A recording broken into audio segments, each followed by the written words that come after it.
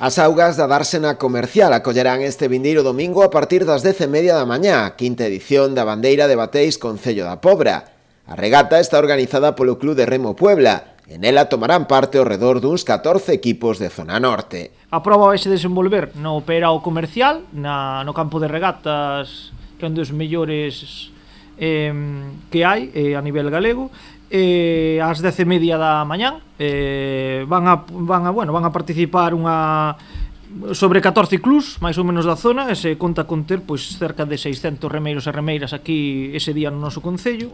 Dende o club organizador, o Club de Remo Puebla, destacaron a importancia desta regata, a primeira de outras que o equipo terá ben organizar no mes de abril, como é o caso do Campeonato Territorial, o Campeonato Galego ou o Campeonato de España, o que converterán a localidade na capital do remo non só a nivel galego, senón tamén nacional. Temos un calendario cheo de eventos, sobre todo en abril, temos todo o mes de abril completo na Pobra, vamos ser a capital do remo no país, digamos, vale? Temos o Campeonato Territorial, temos o Campeonato Galego e temos o Campeonato de España.